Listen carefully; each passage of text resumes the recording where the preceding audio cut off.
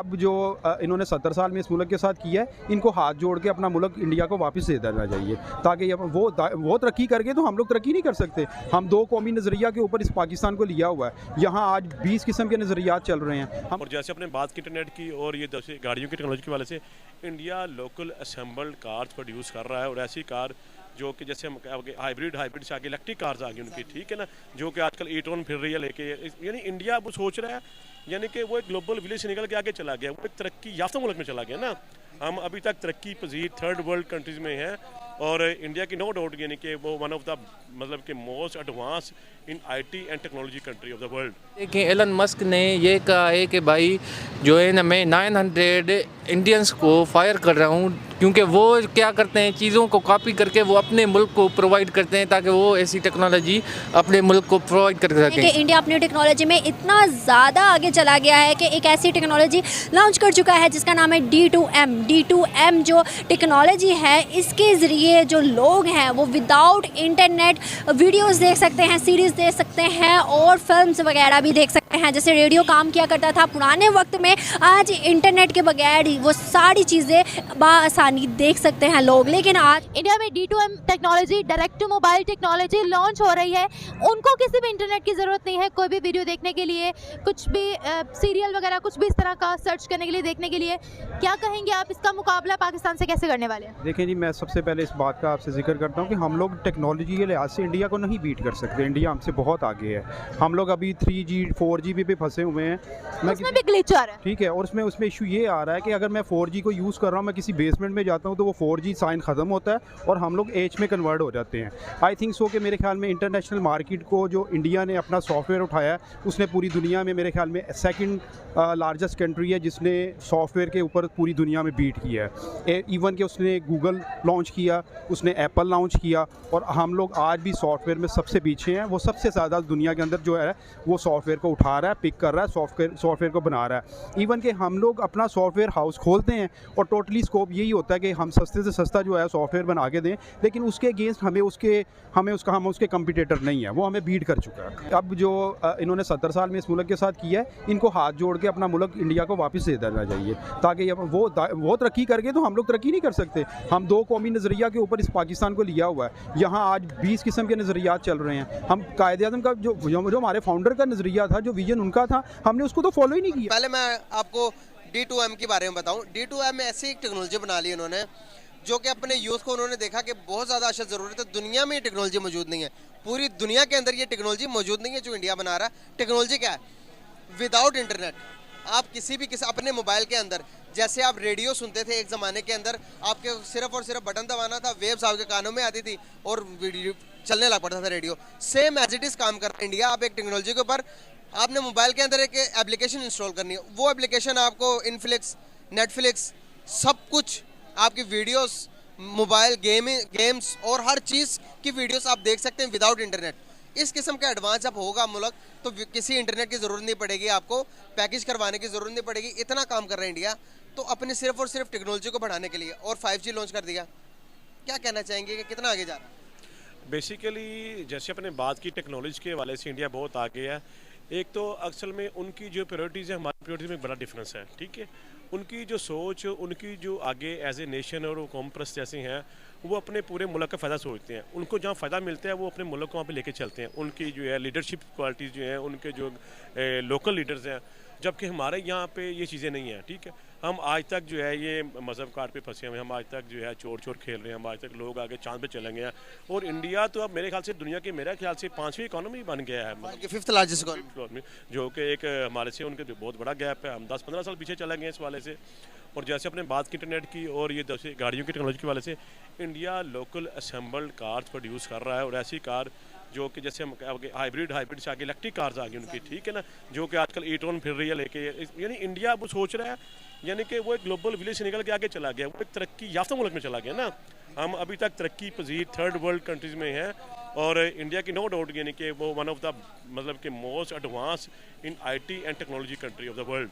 Sir अगर मैं बात क्या लगता है आपको कि हमारे इमरान खान जो आज लॉन्ग मार्च कर रहे हैं, धरने दे रहे हैं, उन्होंने भी अपनी हर खिताब में तकरीबन उन्होंने इंडिया की पॉलिसीज़ की बड़ी तारीफ़ें की हैं। इवन इमरान खान की नहीं बल्कि शहबाज शरीफ की बात करें तो उन्होंने भी तारीफ़ें की हैं। शहबाज शरीफ से अरब कंट्रीज़ की तरफ जाएँ, रशिया देखें, अमेरिका देखें। अमेरिका जो हमें मतलब एक प्रेशराइज रखता है, अमेरिका आज इंडिया में इन्वेस्टमेंट भी कर रहा है और उनकी तारीफ़ें भी कर रहा है। वाह, क्या पॉलिसीज़ पे वो काम कर रहे हैं? नहीं, उनकी तारीफ़ें सारी दुनिया ही कर रही है। खान साहब ने भी की हैं, शहबाज शरीफ ने भी की है, कोई नई बात नहीं है, अपने काम से उन्होंने मनवाया है। लेकिन अगर हम देखें तो नरेंद्र मोदी को हम लोग अच्छा नहीं समझते। हम ये कहते हैं कि नहीं वो कातिल है, अगर हम देखें तो वो कहते हैं कि चाय वाला है, वो तो अनएजुकेटेड है। लेकिन आज वो 8 साल के इस टाइम पीरियड में दुनिया मतलब उसके साथ इंगेज होकर चल रही है। हाँ बिल्कुल ऐसी है। नहीं, दुनिया के साथ चल रहे हैं। हाँ, वो दुनिया के साथ चल रहे हैं। चाइना बड़ी बड़ी इकॉनमी को वो कम्पिटिट कर रहे हैं वो। अगर इंडिया की बात की जाए तो वो इंफॉर्मेशन टेक्नोलॉजी में हमसे कई बेहतर है। मैं इंडिया ही की आपसे बात करने जा रहा हूँ कि इंडिया में एक D2M direct to mobile technology launch होने वाली है, जिसमें बग़ैर इंटरनेट के आप कोई भी वीडियो वो यूट्यूब पे हो आप उसको ब्राउज़ कर सकते हैं, आप उसको देख सकते हैं बग़ैर इंटरनेट के। किस तरीके से आप देखते हैं कि कहाँ पे निकल गया इंडिया टेक्नोलॉजी के अंदर? सर देखिए, इंडिया ने 7 सेक्टर बनाए इंफॉर्मेशन टेक्नोलॉजी के। उसका अपना GDP एक्सपेंशन देखें कि अपना इंफॉर्मेशन टेक्नोलॉजी में वो कितना इन्वेस्ट कर रहा है।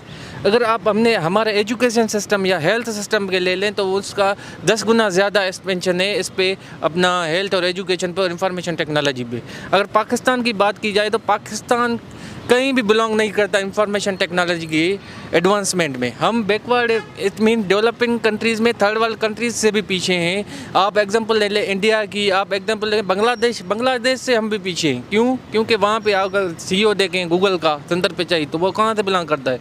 बेसिकली वो इंडिया से बिलोंग करता है। अगर आप इसमें देखेंगे कि भाई ट्विटर में या फेसबुक में कितने इंडियंस काम करते हैं, कितने पाकिस्तानी काम करते हैं। हमारा कोई एक काम करता है, अगर ट्विटर में या कोई साइंटिफिक बन जाता है इंफॉर्मेशन टेक्नोलॉजी का, तो वो एक ही को इतना राइज अप करते हैं। हालांकि अभी देखें एलन मस्क ने ये कहा है कि भाई जो है ना, मैं 900 इंडियंस को फायर कर रहा हूँ, क्योंकि वो क्या करते हैं, चीज़ों को कॉपी करके वो अपने मुल्क को प्रोवाइड करते हैं ताकि वो ऐसी टेक्नोलॉजी अपने मुल्क को प्रोवाइड कर सकें। अब आप अगर एप्पल कंपनी का देखें तो एप्पल कंपनी की असेंबली जो असेंबल होगी अब वो शिफ्ट हो गई है चाइना से इंडिया में।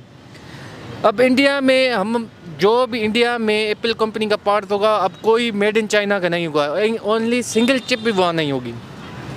अब अगर आप चिप का एग्जांपल ले लें, ताइवान का इशू, या ताइवान आपको पता है कि सबसे बड़ा चिप बनाता है चिप, वो अब आप देखें कि चाइना के इन्फ्लुएंस के थ्रू उसका भी मार्केट कम आ रहा है, तो इंडिया क्या कर रहा है, उससे एडवांसमेंट नहीं एडवांटेज ले रहा है। हम तो अभी तक 4G जो है ना वही नहीं हमारे यहाँ पे कंप्लीट हो रहा। अभी मैं प्लाजा के अंदर गया, वहाँ पे 4G टेक्नोलॉजी नहीं आ रही है, बिल्कुल एज पे चला गया हूँ। तो अब मैं बाहर आया हूँ, तो इनको सोचना चाहिए कि अवाम के बारे में भी कुछ सोचना चाहिए हमारे। देखिए, हमें पाकिस्तान का सबसे बड़ा फ्लॉ ये है कि ये इस्लाम के नाम पे जो है मुसलमान मुल्क बनाया गया है। अब जब दुनिया जो है वो इस्लाम से खौफज़दा है, इस्लामोफोबिया से खौफज़दा है, और एक ऐसा मुल्क जो इस्लाम के नाम पे बना है, तो ज़ाहिरी बात है उनके जो सिटीजन हैं उनको इसी नज़र से देखा जाएगा। एक बात बताऊँ, इस्लामोफोबिया नहीं है, ये इस्लाम के नाम से नहीं है। बिकॉज़ आपको पता है कि पिछले कुछ सालों में पाकिस्तान में टेररिज्म थी, जो मानने वाली बात है। बम धमाके भी होते थे, श्रीलंकन टीम जब आई थी उन पर भी अटैक हुआ, तो इसकी वजह से पाकिस्तान का इमेज जो है वो डाउन है। इस्लामोफोबिया नहीं। अगर इस्लामोफोबिया होता तो फिर अफगानिस्तान के साथ, बांग्लादेश के साथ, दूसरी जो मुस्लिम कंट्रीज़ हैं उनके साथ फिर नॉन मुस्लिम कंट्रीज़ की दोस्ती ना होती। बात करो गाड़ी मैन्युफैक्चर के बारे में, इंडिया अपनी ज़रूरियात तो पूरी करता ही है, लेकिन बाहर अदर कंट्रीज़ को एक्सपोर्ट भी करता है। इटली जैसी कंट्री को, साउथ कोरिया जैसी कंट्री को, ये मिडल ईस्ट को, पूरी के पूरी अगर मैं बात करूं इटली और साउथ कोरिया जैसी कंट्री, वहां पर वो गाड़ियां आर्मी के तौर पर और पुलिस की गाड़ी के तौर पर इस्तेमाल होती हैं। इतनी बड़ी अचीवमेंट है। देखिए कि पाकिस्तान में अभी तक एक भी गाड़ी मैन्युफैक्चर कंपनी नहीं है जो कि मैन्युफैक्चरिंग करता हो पाकिस्तान, सिर्फ असेंबल होती हैं, वो भी पार्ट्स बाहर से आते हैं।